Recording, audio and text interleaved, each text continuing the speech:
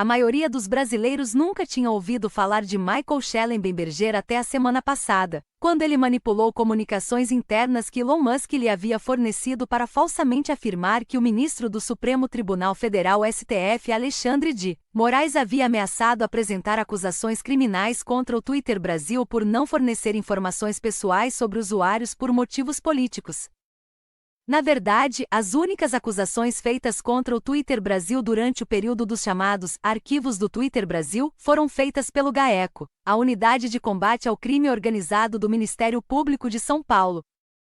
Depois que a empresa não forneceu dados de usuários de um membro do PCC, para saber mais sobre Michael Schellenberger e como ele trabalha, entrei em contato com uma líder sindical de sua cidade natal, São Francisco, Califórnia, que tem acompanhado sua carreira há anos. Maya Morris é ex-vice-presidente do SEI United Healthcare Workers West, o segundo maior sindicato de trabalhadores da saúde nos Estados Unidos, um sindicato que teve que combater uma das campanhas de desinformação de Schellenberger sobre saúde pública.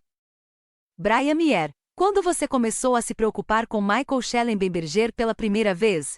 Maya Morris, um dos meus antigos representantes sindicais e amigo, um cara chamado Leigon Vodose, foi trabalhar na segunda campanha para o cargo de governador do estado da Califórnia fracassada de Schellenberger, e então eles começaram um blog conjunto na Substack. Então, comecei a segui-lo, observando o que acontecia com meu amigo e tentando entender o que estava acontecendo com a virada reacionária que temos visto em São Francisco. Brian, imagine que você está falando para uma audiência no Brasil que nunca tinha ouvido falar de Michael Schellenberger até alguns dias atrás.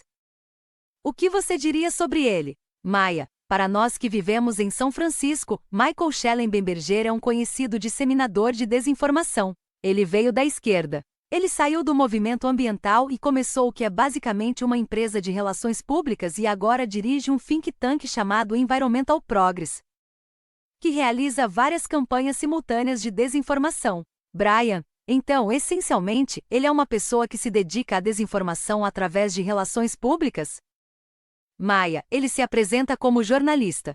Seu financiamento é opaco, mas acredita-se que seja financiado por bilionários. Ele trabalha com grupos de extrema-direita como a Texas Public Police Foundation, que tem muitas conexões com bilionários do setor de combustíveis fósseis. Ele trabalha com o Discovery Institute, que é um think tank cristão e criacionista que se opõe à teoria da evolução de Darwin. Ele trabalha com um think tank de direita libertário aqui em São Francisco chamado Independent Institute. Então, parte do problema que temos é que se ele estivesse apresentando isso como relações públicas, acho que teríamos menos objeção, mas ele o apresenta como jornalismo. Brian, você pode dar um exemplo de uma campanha de desinformação que ele realizou nos últimos anos? Maya, claro. Ele começou com uma campanha pró-energia nuclear onde atacou o movimento ambientalista e fez lobby por mais energia nuclear nos Estados Unidos. Ele fez lobby por mais financiamento para energia nuclear aqui na Califórnia e especificamente trabalhou para salvar um reator nuclear chamado Diablo Canyon, que foi construído em uma falha sísmica. Em seguida, ele se envolveu em uma campanha anti-sem-teto onde trabalha para criminalizar a população em situação de rua, especialmente em São Francisco.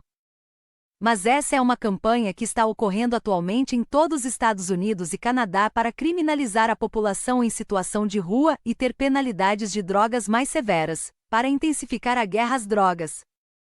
Ele se opõe à redução de danos enquanto enfrentamos uma crise maciça de fentanil e muitas pessoas estão sofrendo overdose dele. Brian, que tipos de táticas ele usa, por exemplo, em sua campanha para criminalizar pessoas em situação de rua?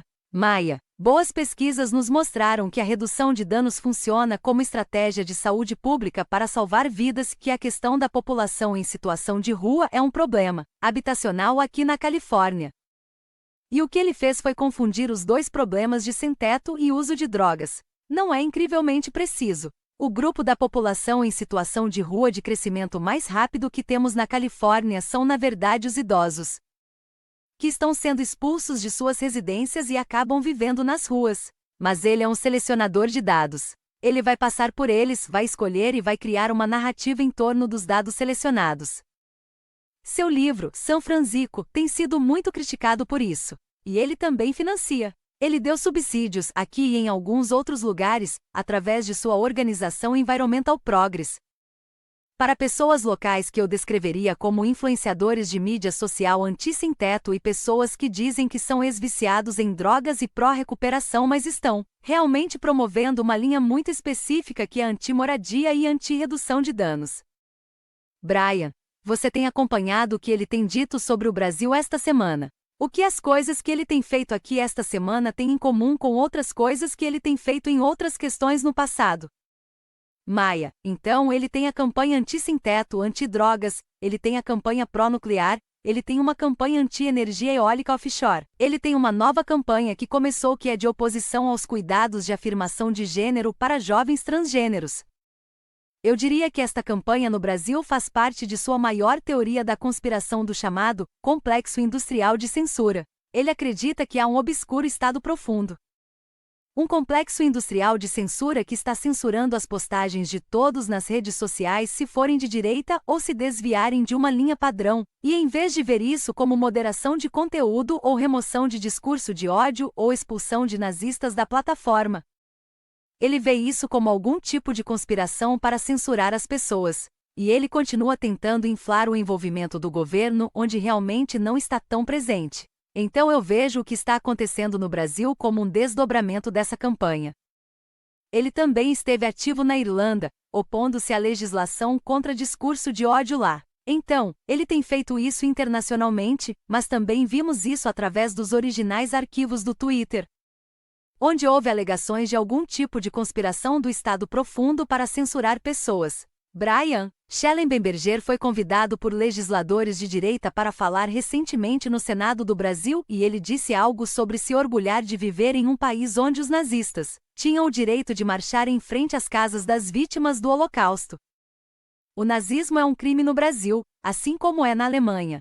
E ele fez esse argumento de que se o nazismo fosse legalizado, então as pessoas poderiam simplesmente conversar com os nazistas e talvez convencê-los a mudar de ideia.